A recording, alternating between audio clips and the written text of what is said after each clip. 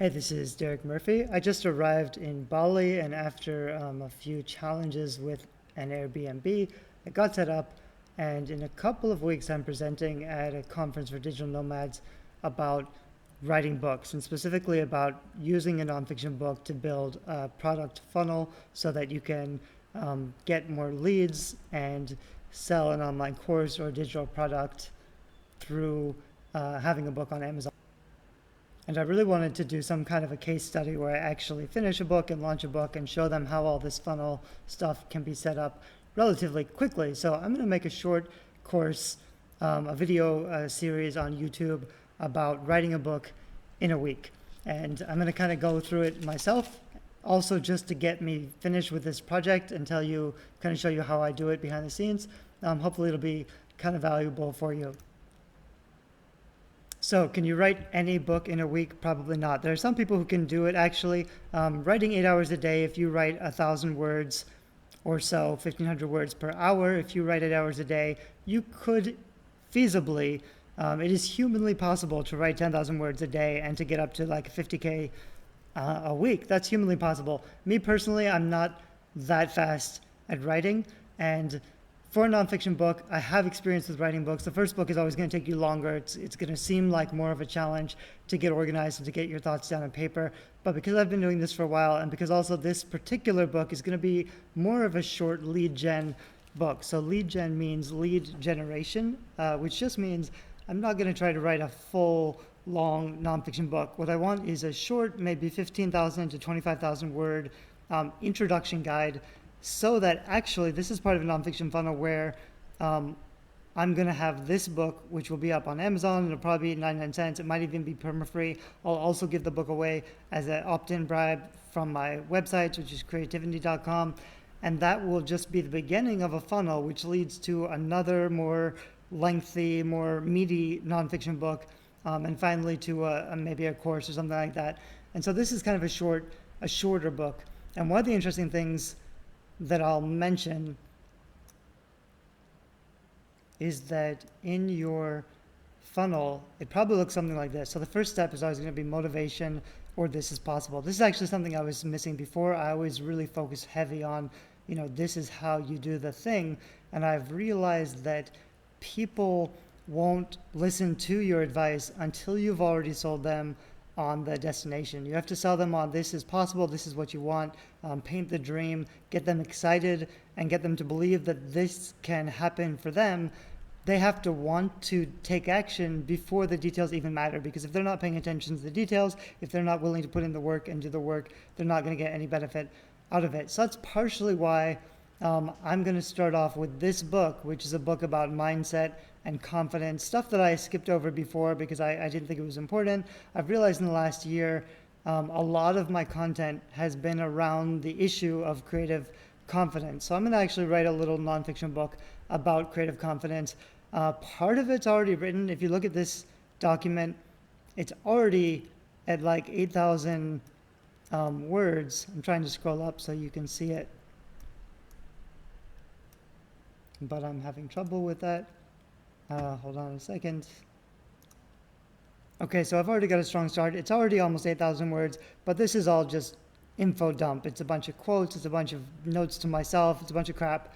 It's not anywhere close to a real book. The only actual part that I have that's pretty good is this little part, the introduction, part 1, part 2. This whole book is based on this little quote, or this little proclamation. I'm trying to make it bigger for you. Basically, all creative fear is based on 2 insecurities. Number 1 is, are you good enough? And number 2 is this worth it? So the first one is about quality, and then the next one is about value. So this whole book is going to be based on those 2 main things. It's not really enough to just have 2 chapters, so I need to flesh this out into, I think, at least 5 chapters. I do have some notes down here on some stuff. This is what I've done. When you, in Microsoft Word, if you highlight stuff and use a heading 1 tag like this, it'll add it into your menu over here under View and Navigation pane. So that's what I like to do to stay organized. And you can actually drag and drop stuff around. So I could take this outline and move it up here, and all of this section will be moved. So that's kind of how I write books. That's how I format in Microsoft Word. It's kind of easy to get started. But what I need right now is just a decent outline. That's kind of the first step. You may also have a document full of crap, full of a bunch of notes, and you're not really sure what the main point is or what the theme is or how to get started. So the first step is just to organize it into a workable outline so that you can start filling in the blanks.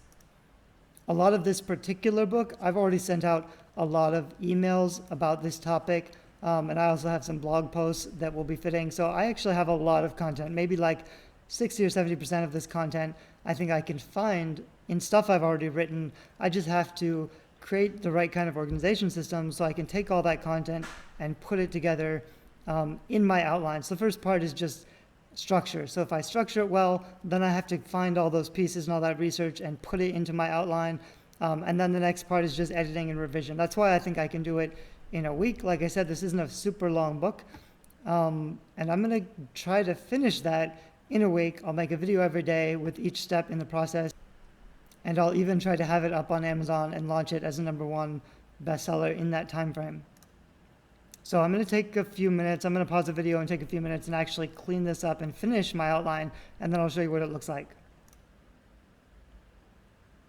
Okay, so I spent about 20 minutes going through my outline. Mostly I had some brainstorming new ideas, but a lot of it's just reorganization. I'm going to start down here and show you what I began with, which was a short checklist.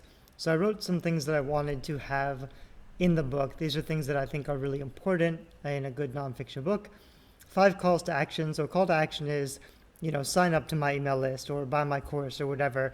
Most people just put one call to action at the end of their book. Some people also put it at the beginning of their book, because if you have a book on Amazon, people can look at your look inside your preview, and they can click on the link to sign up to your email even if they don't buy the book. So that's pretty smart.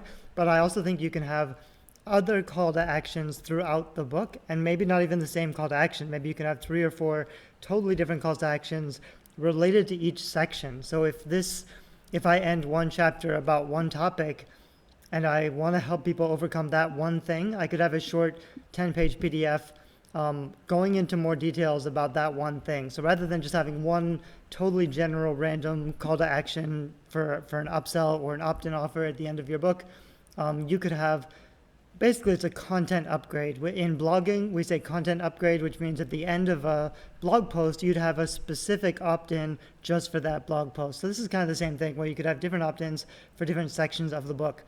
You want to have at least 5 personal stories or vulnerable shares or anecdotes.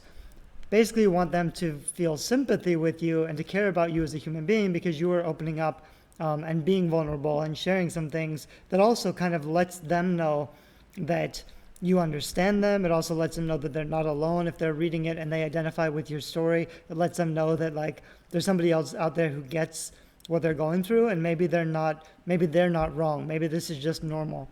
And you really, the value of telling stories is because you can put pictures in their heads. So with anything else, if it's just information, people won't really remember the information because they don't feel the information. If you can put pictures in their head and they can picture a scene, and then they can also tie that scene in with a powerful emotion. If you can tell a vulnerable share that's very emotional and also put a scene in their head, even if they get nothing out of the book, they're really going to remember that scene, especially if that scene illustrates one of the core tenets or philosophies or whatever themes of your book. That means that they're actually going to get a lot of value out of it. It's not really about the specific content you're sharing. If you can get them to feel a certain way and remember a certain scene about your subject, then your book's really going to resonate with them and really stick with them. Down here is one recurring metaphor. I just realized I should actually zoom in on all this stuff so you can actually see it. So let me go a little closer. So one recurring metaphor. So rather than, I've seen some books where authors just throw metaphors and analogies everywhere, like every paragraph is a different analogy or metaphor. It's a little bit showy, and it can also be really distracting. It's okay in certain circumstances, but you want to remember that metaphors and analogies, similes, they're educational. So they help to communicate a complicated theory or idea by relating it to something else that's more pictorial, something they can envision, something they can get. And so the danger is if you just throw them all around, you're putting all these pictures in people's heads, but none of them mean anything. You want to save your pictures for the stuff that means stuff. So you can have a few metaphors, throughout the book, but I would have one really strong, really powerful metaphor that kind of sums up the whole theme of everything, and I would refer back to it a few times. It'd be like the core theme of your book. And I already have this one. It's something about a flower opening that I thought was really powerful. I came up with it when I was on a scooter or a motorcycle trip in Chiang Mai, I think, in the mountains of Chiang Mai. It's a long drive. I get my best ideas when I'm driving. Driving on a scooter or motorcycle through the mountains or through the forests is always really inspirational for me. So when I'm working on a book and I go on a long drive, I usually get most of my best ideas there. You also want to have 25 quotes from famous people or influencers in your field. Probably mix it up a bit. Basically, I want some famous people because I want them to know that I'm well read. I'm not just making all this shit up. I actually have done my research and I quote from famous people that I've read. I'm actually really excited about this book because I have my PhD in literature. My master's is in mostly philosophy. So I've read a lot of philosophy, and I've found some lesser known books, some of which aren't even in print anymore. So I can introduce some new information. It's not just going to be a rehash of quotes I found on Goodreads, which a lot of books are. This is going to be really deep stuff that nobody's even heard of before, that I think personally is awesome. I'm really excited about this stuff, so I'm really excited to share this. But you also want some quotes from influencers in your field, because one of the main strategies you can use for book marketing is you can take quotes from other people's books or other people's blogs, things they've said. I even like somebody sends out a tweet, a really smart tweet that I like, so I'll file it away somewhere, and then later when I'm writing this book, I can comment on that and say, this guy wrote this tweet that's awesome, and I can kind of break it down. The value of that is that when you're doing your book marketing, you can break all your quotes into little infographics, and every day or maybe several times a day you can share one of those on social media, and you can tag the original poster, and maybe they will retweet it or notice it, or maybe their followers will find it, and that just gives you a little bit more of a grip on your audience. If you are sharing information from 25 influencers in your field that your audience already trusts and knows and recognizes, they're going to really value that you're sharing those things, that you've done this research and you've put this all together. I wouldn't recommend, I know a lot of nonfiction books are just a collection of quotes. I would argue that's not a great idea. I think it's a good idea to have quotes in your book, but you want to get your own organization, roadmap, content, themes. You don't just want like a collection or a dump of a bunch of quotes. You want to break it down and explain and extrapolate what it all means. And then finally, I think you should have some practical exercises. So personally, I like books that are really heavy on practical advice and tips, and like, this is exactly how you do it, but also turning it back to them and saying, now take 5 minutes, do this thing, trying to get people to actually take action, because most people will read a book and forget it, or they'll just never finish the book. But if you can get them to take small action, micro commitments, and see results, they're going to remember the book. It's going to be a book that changes their life if you can get them to take action. That's kind of the whole point, especially of a nonfiction book, is to change people's lives. So hopefully you can get them to take action. These are two little formulas I talked about. I don't even remember if I talked about this one in my bestseller. Let's see, what is it called? I want to say it's my bestseller bootcamp, but I'll look that up later. Anyway, I have a course on writing, and I was talking a lot about like how to organize a nonfiction book.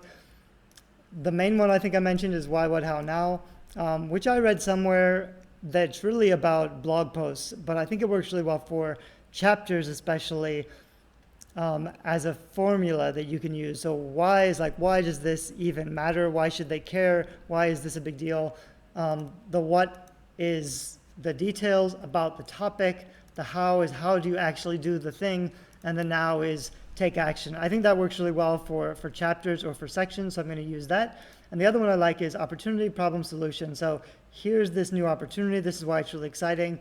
This is the challenge or the problem that most people have, and this is the solution that you're offering. This works really well for sales pages especially, but I think it can work really well for nonfiction books, so I'm going to use that as well. And then down here I just made a quick list of topics I took from some of my notes. This totally isn't finished. I've got to add a lot more, but I'll start to do that with research.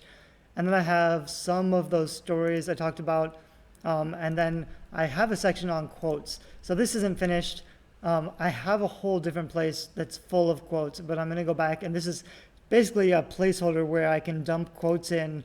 In the second video, I'll start to put together this research stuff, and I'll show you how that works. But for now, it's just a placeholder where I can dump quotes. Later, I can put it all together.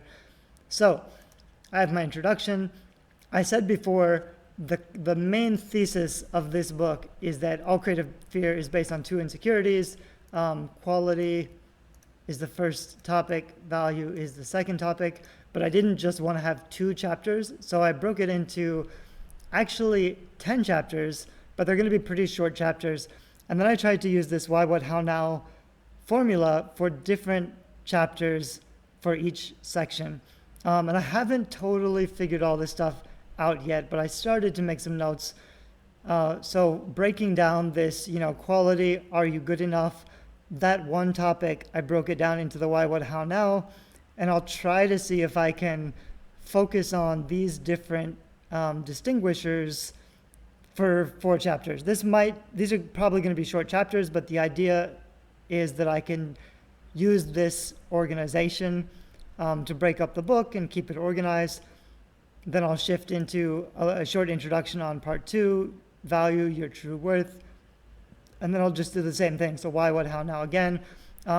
Chapter 9, 10, I would like to have 10 chapters just because it's a nice even number. So chapter 10 can be a conclusion. Chapter 9, I wrote resistance, but I don't know if that's actually the right topic. I think what's going to happen is once I start going through this, once I start adding all my research in, I'll have a stronger idea of what to put in chapter 9. And one other little thing I'll mention here, just because I don't know where to mention it, is Facebook. And I've already kind of got a Facebook group where I can ask questions and get feedback. If you don't have your own, though, you can go into anybody's Facebook group and ask a question. You don't want to be too obvious or annoying about it. I see this is really good advice, which is why people use it all the time. But if you're in any group, you'll see people pop in there and they're like, what's your number one biggest challenge? And it works because if you don't know, you should ask questions of your audience so your audience can tell you what their problems are so that you can use their language in your book. And also so that you can solve those challenges. So you can make sure you're solving their actual problems instead of just imagining what you think their problems should be. So that's where Facebook can be really useful. If you don't have your own group, you could ask in a different question, but don't be too general. I see a lot of posts that's like, I don't know, for business groups, they ask what's your biggest problem or challenge about business? Whoops, biggest challenge. So done wrong, this is just lazy, because if you're just asking strangers to just give you a topic so that you can, make a course or whatever to solve their problem, you have no idea who your audience is. You should already know who your audience is. You should already know what your theme is, but then you can ask for more certainty. So something I just did a minute ago was I went on Facebook and I asked my audience, what's your biggest challenge, or about fear, insecurity, creative confidence, so that while I'm working on this book this week, I can also be having this discussion on Facebook and listening to people to help me flesh out my book and just make sure I'm hitting all the right things, just to make sure I'm not leaving something totally out that is a big problem for people. And also so I can kind of get a sense of what's the main thing that most people struggle with, and how can I solve that problem? So that's kind of what I want to focus on. Anyway, so this is the first video. I'm going to start collecting all my research. I have lots of research all over the place, in emails and notes, and even like in my PhD thesis. I'll show you one folder I've got. I started taking screenshots from some of my blog posts and also from some of my other books or my PhD thesis, which nobody's really read because nobody reads PhD thesis, but I have a whole bunch of really good quotes and content, and I'm going to have to start putting this stuff down here in the quotes section, and then I can start going through and breaking up these quotes into the right places and putting them in the right sections. And then once I have those quotes together, I'll start to kind of clean it up a little bit and write some transitions. Anyway, but I'll start that tomorrow. So this is just the first video. I hope it helps with the organization. You don't have to do the organization this way, and I'm not actually 100% sure that breaking up the chapters into why, what, how, now like this is a good idea. Normally I think this structure works really well for individual chapters, like to structure chapter 1. I think why, what, how, now is a good formula. I don't know that it will work this way, but I'm going to try it out and see how it goes.